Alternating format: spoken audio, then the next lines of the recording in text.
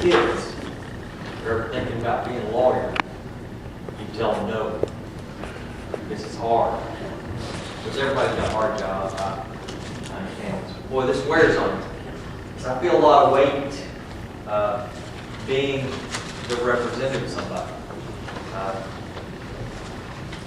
It's a personal thing that I want to make sure that I can say everything that needs to be said on his behalf, because I'm his voice.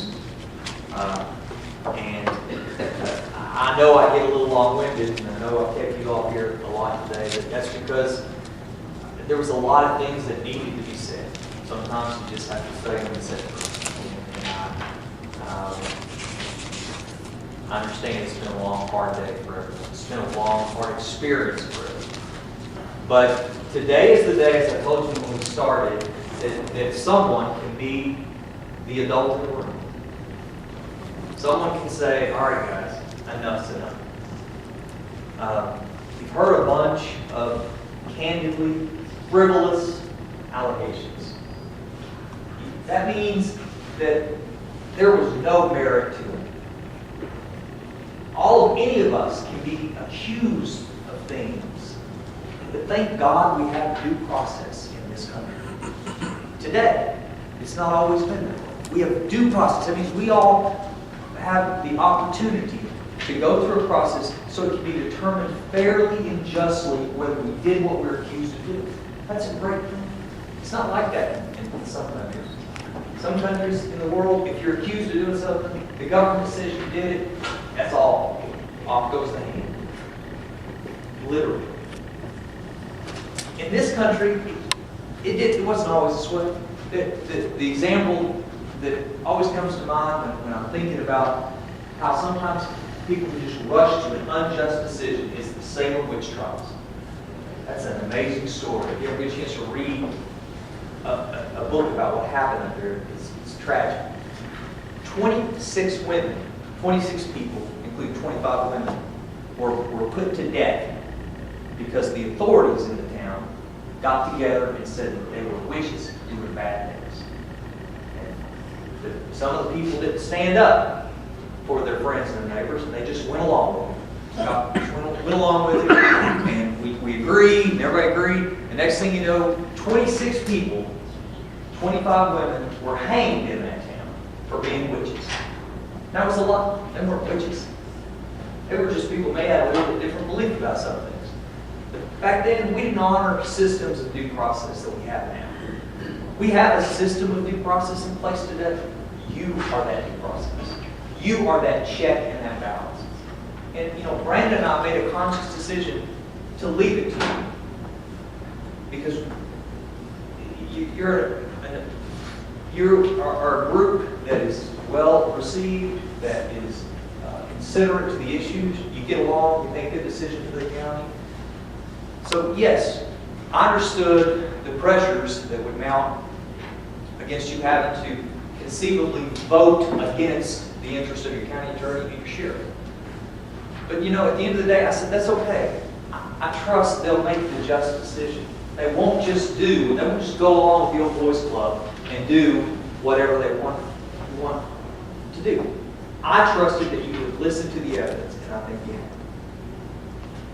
And gentlemen, I get frustrated because it is inconceivable to me that these charges could be being levied against Brandon Bryan today. We talked about a framework of justice. The frameworks of the policy and procedure manual, the laws that protect police officers from just indiscriminate firings and disciplinary actions. There's laws that say you just can't do that. Sheriff Mattingly adopted some of these laws. And he says, these shall be the laws, gentlemen, that work for me, that I shall use in determining your punishment if you are accused of doing something wrong. But yet, fast forward to today, let's see if that's real. And you heard it, it's not real. It's just going to ignore it. And he's asking you just to accept that as being okay. Why? Anything credible about why? The answer is no. There's no credible reason why. He could just ignore it. The reason is because he wants you to. That's it. I just don't feel like it. I just think that. It's my belief that. Well, if it was an at-will employee, Judge, then it would be no problem. But he's not an at-will employee. He has special protections. And it is incumbent upon all of us and you to enforce those protections. So the question is whether he committed actionable misconduct for which he hasn't already been punished. That's driving me a little bit crazy as well. The fact that you're having to say, okay, back in November of 2015, did she ride in a car? Was that misconduct? And should he be punished? Under the sheriff's system, he was already punished. He received an appropriate verbal reprimand, verbal counseling for his extraordinarily minor infraction. But yet, now, it's being said, hey, let's also try to use that as a reason to fire him. Forget the law. That's just wrong. And there's rights and wrongs. We don't need laws to tell us that. That's wrong. I talked about in the opening two examples of this and using visual aids just to try to bring a little levity to the day, a stressful day for all of us. You know, lipstick on a pig, there's 1,000 different ways to say that. It's taking the real reason for something and trying to disguise it, even though really everybody knows what it is. That is what is happening. And he basically admitted that. The sheriff admitted that. If you just really listen, he said it. It's just this relationship. It won't stop. Well, what's the it that won't stop? There's not been really any credible infractions. So what is the it that won't stop? It's the relationship. But the problem is, the relationship is not misconduct. So it's true. The relationship won't stop. But the misconduct that has gone on in the past has been extraordinarily minor, and it's stopped. Because that's the little infractions that are being alleged. Facebook post, she rode a car with him a year and a half ago, and then these new things, which are listed in those instructions, one they removed, which was, he was originally alleged to have committed misconduct by walking in the woods with, for being with Casey when he bought a gun to protect his family. How in the world can that be a violation? How does that bring discredit upon the department? That's what he's saying. Don't accept it just because it says it. Think about it. How does that bring discredit to the Nelson County Sheriff's Department? I dare say there's not a person on this panel that would have seen him, knowing he's a deputy sheriff, in a gun the store with Casey Ballard, and thought, oh my God, that brings, I think, less of the Nelson County Sheriff's Department, because that's what they're saying. It's not true in any way. It's not true. And then they want to say, being out on this farm looking for, I think they were actually cadaver dogs. Cadaver dogs that were probably training or working for, in the Crystal Waters case.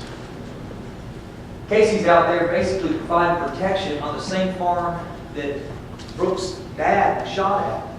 And all of a sudden, that brings discredit to the department, and you're illegally involved in an investigation. I mean, you're like, come on, guys. Really? I used an example earlier about moving the goalposts. Remember that? Moving the goalposts example? That's what they've done from the get-go. They started off in October. You're being fired because you committed an assault. Ooh, turns out you didn't. Okay, you're being fired because of what happened back in November of 2005. And remember when I was wrong and I accused you about Facebook posting friend request, that, and oh yeah, and there's new things we found out. That's why you're being fired. And now we get up, and once we've simply shown, hopefully, you all that none of that is true, now the goalpost is, ooh, well, let me scare you all and talk about liability. Let me scare you, make you think the county's going to get sued if you let Brandon Bryan go back to work. Did you hear that little hint being given to you? Is that in those instructions? Is that part of is that part of the decision to do justice in the case? I mean, it's a hypothetical.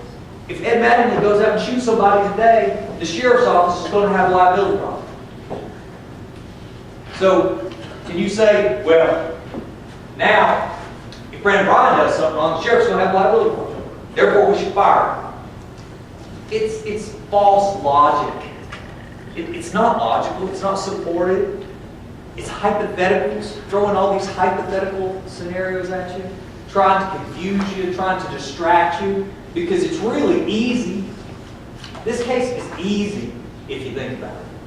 Brandon was accused of a crime that the evidence proved overwhelmingly that he didn't commit. Overwhelmingly. No evidence existed of a physical assault. You gentlemen heard it. You heard the testimony. The officers were told that day there was no physical injury. Brooke told them repeatedly, even when she was mad at Brandon, no physical injury. They find, supposedly, a little mark on the back of her neck. They said, "Do you have any marks on your neck?" No. What about that mark on the back of your neck? No. Aha.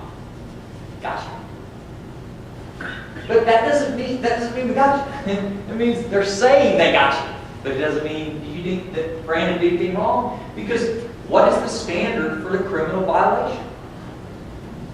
Proof in a criminal case, beyond reasonable doubt, that Brandon intentionally or wantonly caused her to suffer substantial physical pain. And every one of us know that that did not happen. Well, we know that there's no proof. The only people that know whether it happened are Brandon and Brooke. That's the truth. They know. They were inside the house. But we weren't. I can't tell you 100% sure, as Keith Sparks, that I know what happened in the house. I would be lying, because I don't. But I can judge by evidence, and you can too. And the evidence is overwhelming, and it only supports one conclusion, not at all. So, I said it's easy. It should be easy, because when that decision was made by the prosecutor, it's the same decision that would have been made by any prosecutor anywhere, knowing that they were not going to probably get by the directed verdict stage. They said, okay, fine, we'll dismiss. They were already in counseling. They were in counseling well before that agreement was in place. So, okay, if we go to counseling, if they're already in that, good. We'll just conditionally dismiss it. You file proof of counseling, which was filed, case dismissed. Now, why should this be easy? Because, okay, once you're found to not have committed a crime, and if the basis of your termination is that you committed a crime, what should happen? Brandon's back to court. Okay, so that's it. But it won't happen because the sheriff is, and I don't mean this in a bad way, he's hard-headed. I don't mean I'm hard-headed. So I don't mean to insult him, and I'm not trying to. But he won't let it go. So we're forced to bring this to you and ask you to serve justice. It's no other way to talk about it other than just saying at the end of the day, guys, you got to do the right thing. And the right thing, honestly, is easy. There's three choices that essentially you're asked to make, and you go through it and you make them by filling out that last section, those last 3 or 4 pages. You can go back there and you can vote to do the absolute right thing, which is find what the evidence supported clearly and convincingly that he did not commit any actionable misconduct in this case. Brandon Bryan was rightly acquitted on the criminal charges, and all of these other extraordinarily minor things he's already been punished for, and the other things that you're charging simply didn't rise to the level that they violated your policy. That's the right thing. Just do it. That's what I encourage you to do. I'm asking you to do that because I believe strongly that that's the right thing. The other choice that you can reach would be sort of a compromise. You can find an extraordinarily minor violation, recommend what a minor violation is called for. The treatment for a minor violation in the sheriff's policy is a verbal counseling or a written reprimand. You could say, hey, you need to go through another, let's make sure, I like to see you do 60 more days of this counseling, couples counseling. I think that would be helpful. He's already been punished. They took his dog. They have suspended. He missed two full months with no pay over this already. 2 full months with no pay. So he's been over punished. He's been punished way beyond that which he should have been. And now they're asking you to add insult to injury and give him the guillotine, the ultimate punishment in this case. Now that's the third choice you have. And to me, that is a tragedy on top of a tragedy on top of a tragedy for him and the Ballard family. It's a family that has suffered an inordinate, ungodly amount of turmoil. How unfair is it for them to have to go through this situation where the sheriff simply is going to say, because I don't like that relationship with your daughter, Sherry, I don't like it, and I'm going to make sure your future son-in-law doesn't have a job in what he's worked for over 10 years. It's just, it shouldn't happen. So I'm asking you, with everything that I have, and hopefully, I'm not going to go through the details. I'm not going to sit here and talk about all of the violations of policies and procedures. You've heard it all day. To me, it's not about that. It's about what's obvious. It's go back there and do what's just and fair and right in this case. I hope I presented everything to you. You got all of the documents and instructions.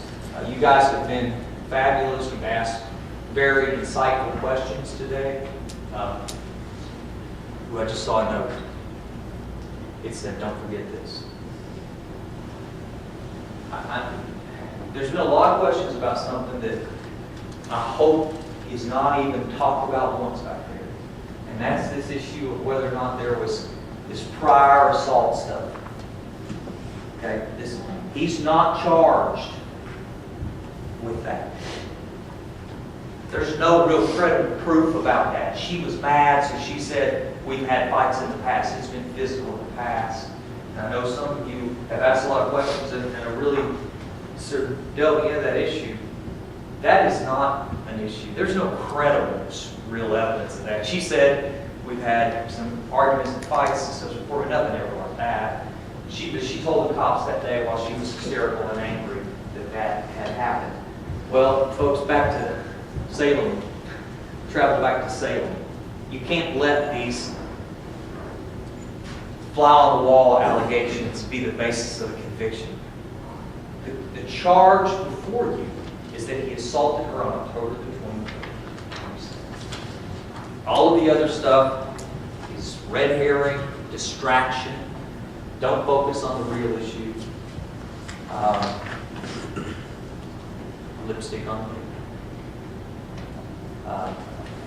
I appreciate your time and turn the floor over to Mr. Cochran. Right. Cool. Sparks. Fellas, I'll try to be brief. With all due respect to Mr. Sparks and his arguments, he's missing what's going on here. There are bigger things at issue here than Brandon Bryan's desire to be a police officer. Brandon Bryan does not have a right to be a Nelson County police officer. He's got a right to a hearing if he's committed misconduct, if you guys define that. Okay? But he doesn't have a right to be a police officer in Nelson County, which is what's being sold to. Okay? The bigger issue here is the administration of justice in Nelson County through the Nelson County Sheriff's Office. And if they've got an officer who they think is going to bring disrepute, going to bring problems, going to bring potential liability, He has a job. He's got a duty to do something about it. Otherwise, we're going to have a sheriff's office full of people who feel entitled, who feel like I can do whatever I want to do whenever I want to do it. And if you didn't specifically mark in this 474-page manual that I can't do it, then I get to do it. And you can't do anything about it. Their career is more important than the sheriff's office. And you heard Brandon Bryan stumble on it. It's like, yeah, I mean, yeah, I guess it is. Really? Really? I mean, we're going to have as many people who want to do whatever they want to do and think their career is more important than the integrity of the sheriff's department. That would lose our common sense, guys. If we go down that road, we've lost our common sense. We have become a nation of, well, I'm sorry, strike, not a nation. We have, if you allow that to happen, then you are permitting people who feel entitled to force their entitlement, force their way onto not only the sheriff's office, but the citizens of this community at entitlement. You won't be able to stop it. Okay? Now, Mr. Spark didn't want to focus on things. I don't want to belabor them, but this is your roadmap, guys. Okay? Don't get off the roadmap. Don't,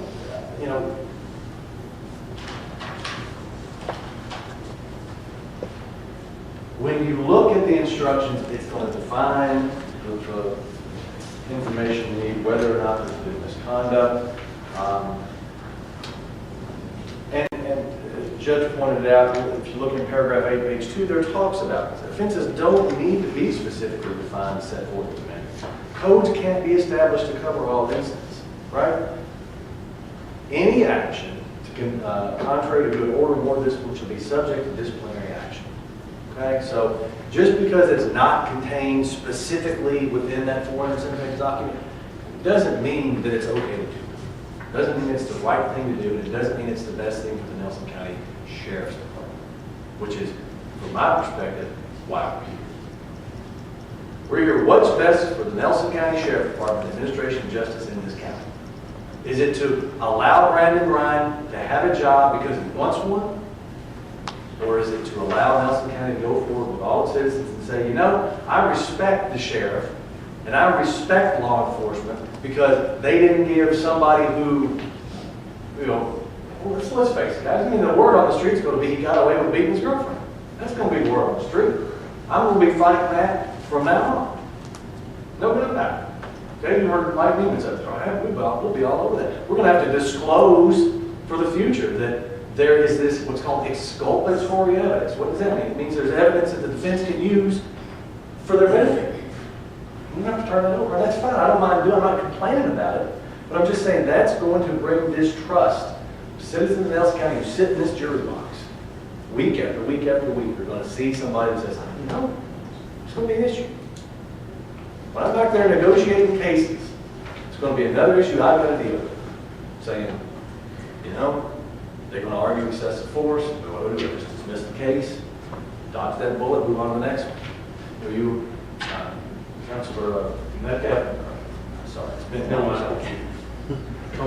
Magistrate Metcalf was, asking about, did Matthews office? I don't know anything about that case that Mr. Bryan described from the witness. I don't know, but I can tell you there are 1,000 reasons that cases can be dismissed on. When you look in the front of it, you're like, oh man, this is a slam dunk, right? And that's kind of what Mr. Sparks is slam dunk when you look at it.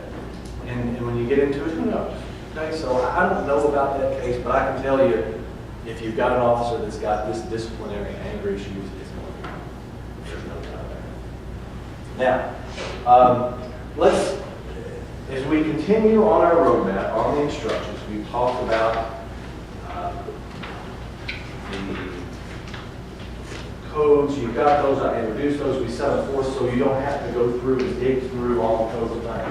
Here's what they say. You can look at it if you want to, but it's handy to have it here in your instructions. All right? But I want to focus on discipline if we can, because Mr. Sparks has argued all day long that the sheriff didn't follow his own policy. And we've heard it 50 times. You didn't follow your policy on discipline. Why not? I mean, you look at subsection C on page 4, he did everything he was supposed to do. The supervisor filed a written complaint with the sheriff. Now, Mr. Sparks wants to complain and say, the written complaint, I guess, didn't say written complaint at the top. All right, what it said was uniform citation, uniform arrest, right? But so we have to take a ticket. We have to take somebody's arrest record and write on the top, subsection, written complaint. And if we did that, I can promise you the next argument is going to be, well, you didn't say that it was under subsection 1/B/C. It doesn't mean, guys, there's no pleasing somebody who doesn't like the decision. And you can't do it, all right?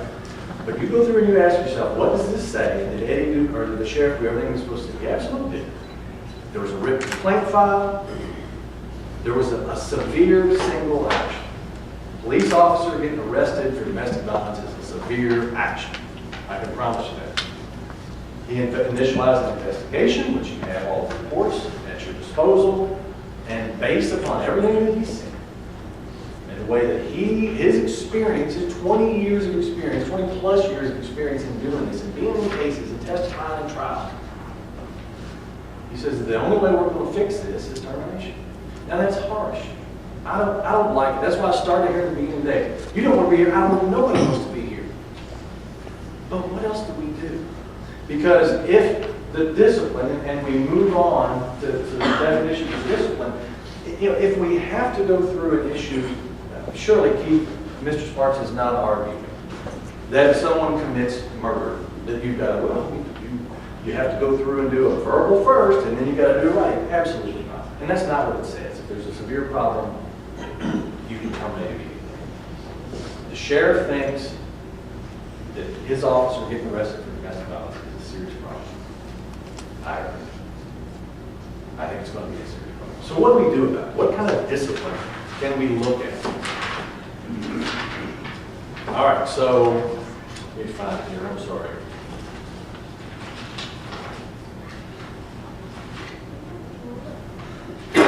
Goodness gracious, I had it highlighted.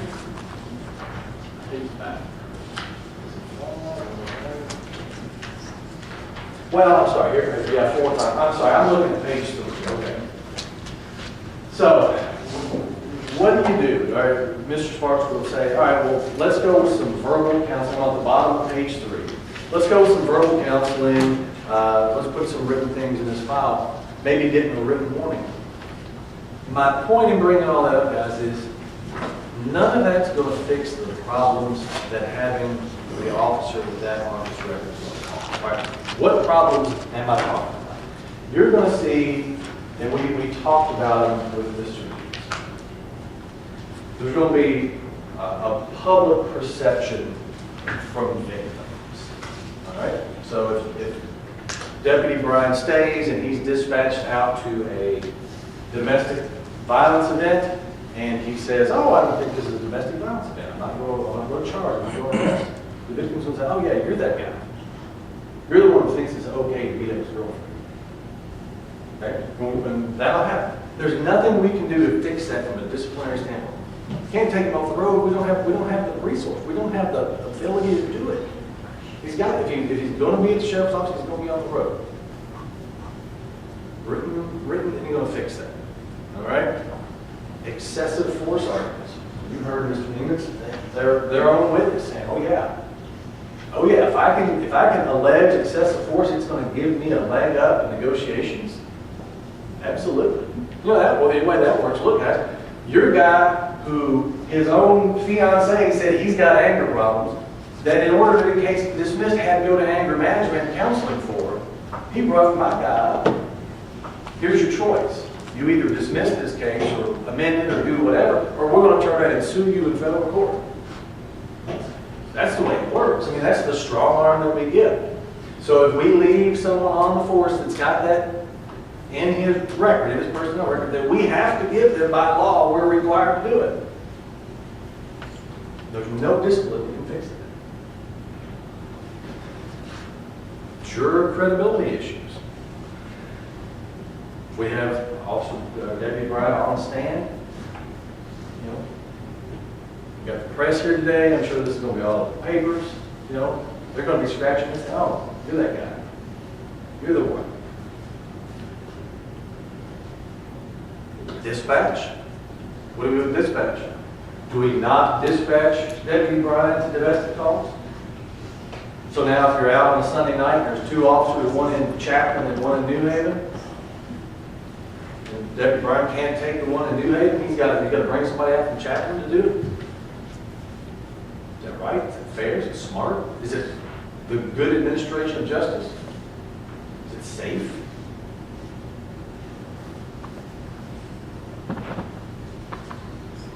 Probably one that it makes you one of the most. I mean, if you leave Deputy Bryan on the force, and something like this happens again, will Brooke feel comfortable? Will Miss Fowler feel comfortable calling the police?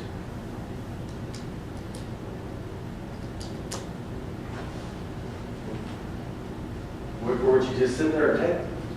I mean, are you exposing her to potential violence by leaving them on the force? I don't know. These are all questions, but they are all things that can't be fixed through verbal reprimands or writings in files and whatnot. So the sheriff comes to you with the suggestion of termination. He doesn't do it lightly. He told you he doesn't need any of those with Brandon, right? Let Brandon go to the police. This is not the good environment for him. Let him go police somewhere else. If he doesn't police it somewhere else, as I said earlier on, there'll be plenty of jobs. It's not like you're telling this guy, you're finished, you'll never work again. Absolutely not. I mean, we know what the deputies get paid. Heck, you might do him a financial favor. I mean, really, I'm just saying, Judge, it's a tough, Mr. Sparks says being a lawyer is a tough job. Try being those guys. Try being those guys. I've come in and I've tried DUI cases and they've been out all night, the night before. And they come in, they've been on like a whatever 9 to 6 shift or whatever it is, and then they've got to come up here and sit through a DUI trial where inevitably every day they're accused of lying, you did everything wrong, you don't know what you're doing, you know about a thankless job those guys have. You know, you heard the 911 call, right? Please come. Well, when are you going to get here? This is bad, get out of here. So they rush out. They come out there to help, they start doing their job, they're taking statements and everything. And then before they even leave, people are starting to say, "Oh no, you all get out. We don't even want you here. You want a thankless job. There's the thankless job." All right. So we continue on our roadmap. Findings of fact, page 5. Using the standards outlined above, has he proven that October he committed a criminal violation? Stop right there. Criminal violation. It does not say criminal conviction. Mr. Sparks wants you to think that's what it means, and it does not. How easy would it have been for the legislators to say criminal conviction? Could have done it, but they didn't. They very specifically chose criminal violation. And why? Because you heard from a witness stand. Cases get dismissed all the time. Doesn't mean the action didn't occur. Doesn't mean the problem doesn't exist. Doesn't mean it won't happen again in the future. Right? I'm not going to belabor all the statements that are up there, but guys, I mean, it seems pretty consistent. Grabbed her, drug her, put her down hard. Something happened when she got her neck pulled. Yeah, she's going to say that hurt. I get that. Okay? Go back and done what we're calling. Go back and done what we're calling. She's got a motivation now to say, I didn't know it. Part of the reason the case gets dismissed. You're playing with the phones on you. It happens. Look at the totality of the facts. She didn't think she was in trouble. If she didn't think her baby was in trouble, why was she calling 911 crying? All right, so we're not here on a beyond the reasonable doubt standard. We're here on a substantial evidence. What's that mean? It means whatever you think it means. But I can tell you, it doesn't mean beyond reasonable doubt. It doesn't mean I've got to prove the highest standard of the law. Okay, we substantially shown you that he assaulted her. Yeah. And if you don't think so, read all the statements. Read all the statements. And everything that she said that day, and even the admit. So, how do you do your findings of fact? Personally, I would overcomplicate it. I would suggest that you say, you check yes, we believe that they have shown by substantial evidence.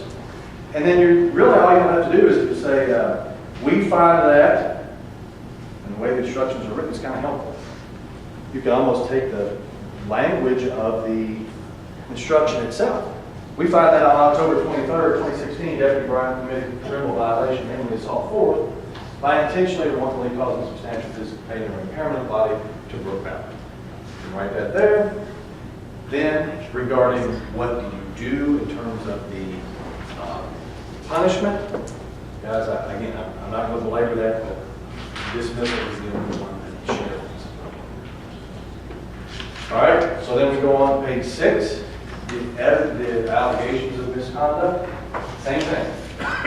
You'll be able to go through. We find that on November 4th, 2015, and again on November 11th, Deputy Bryan violated the policy and procedure by having withheld the right to scar with him recommendation.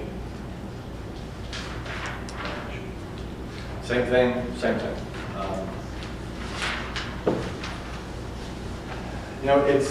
It's been long, it's been hard.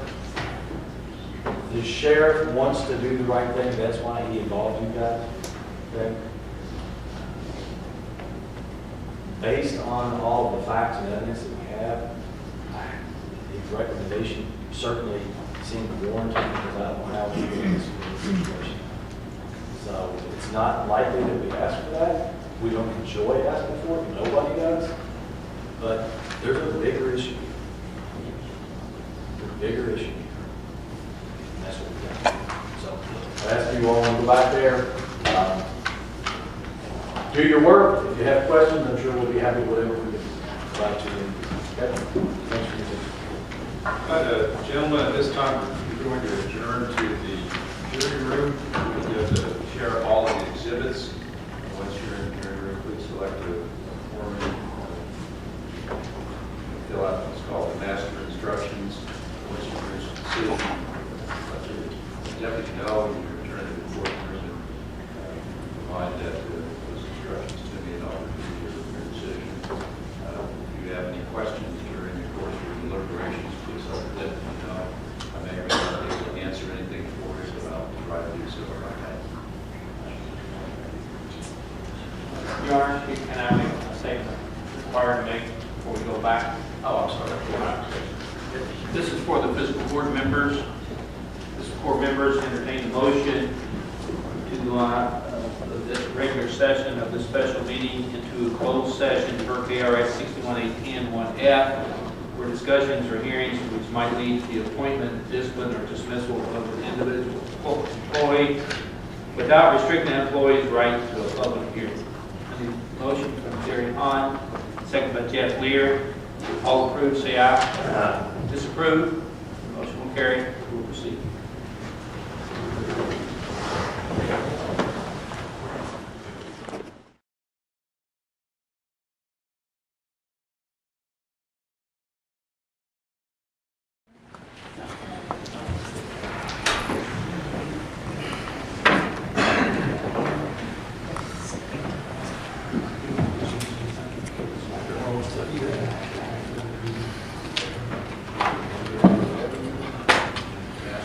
I've got the master. Okay, good. Okay. We're back on the record now, and fiscal court having come back into general session to announce the Okay. This time, I would entertain a motion from the Nelson Fiscal Court to go out of closed session and back into a regular session. Motion been made by Sam Hutchins, second by Jeff Lear. All approved, say aye. Aye. Disapprove. The motion will carry. Now we'll pass off to the judge. The findings of fact. Judge is at one point, it was not a unanimous decision.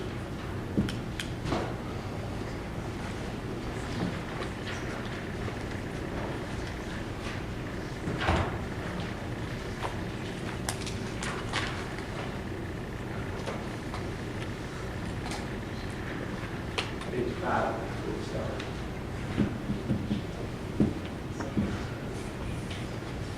Yeah, can you go read my writing? So it's what better than mine on my desk today.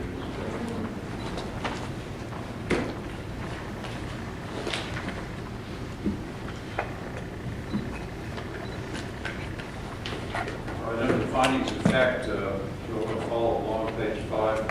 Having using the standards outlined above as the sheriff proven that on or about October 23, 2016, Deputy Bryan committed a criminal violation, namely assault in the 4th degree by intentionally or wantonly causing substantial physical pain or impairment to the bodily condition of valor, to which the majority of 4 have responded no.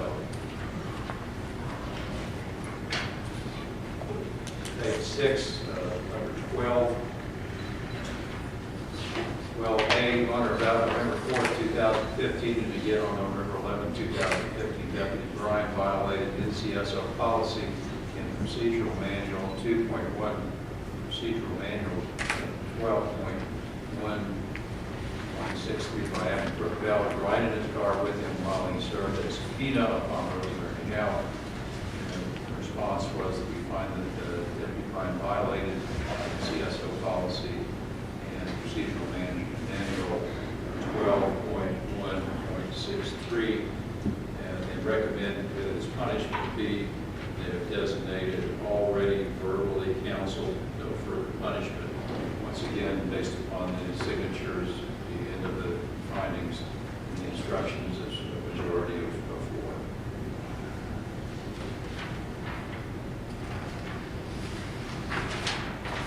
Beginning at the bottom of page 6, on or about November or December 2015, Deputy Bryan violated NCSO 12.1.63 by making a Facebook post of himself, Brooke Ballard, and his dog while inside the sheriff patrol vehicle, reciting the provisions of 12.163. Members of the office shall not permit any person to remain in secure office areas or vehicles unless that person's presence is necessary to conduct official business. To which the panel found we find that Deputy Bryan violated NCSO policy and procedure manual 12.1.63 and recommended as a punishment as already verbally counseled. Once again, a majority decision of 4. On or about October 23rd, 2016, and once again, page 7, Deputy Bryan committed or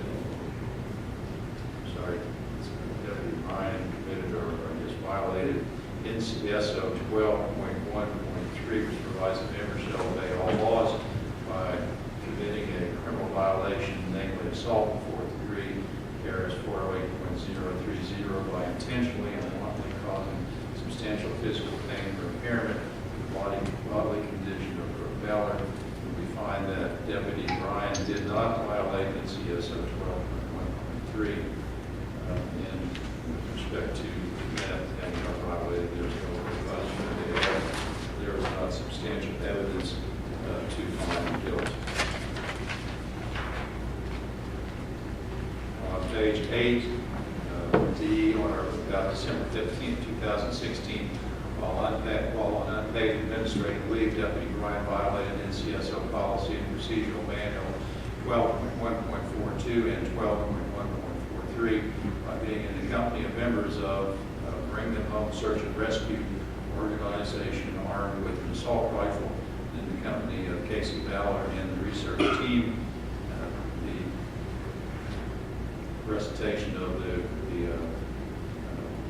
actual provisions follows. The finding with respect to those was we find it's not guilty of violating sheriff's policy and procedural manual for the punishment being inapplicable. Page 9, the instructions are signed by 4 of the 6 panel members.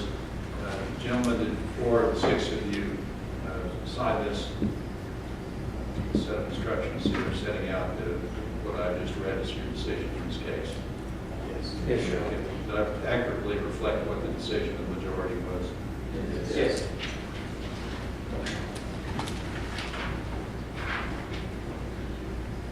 You wish to poll members? No, I mean, if their signatures are on there, no, they're No. just reading the whole. I'll need to see council after at least everybody as to our next step with this. I think someone will need to do a judgment showing that logically, it'd be Mr. Sparks. Logically, you would be the person to do the judgment setting up. Yes, sir.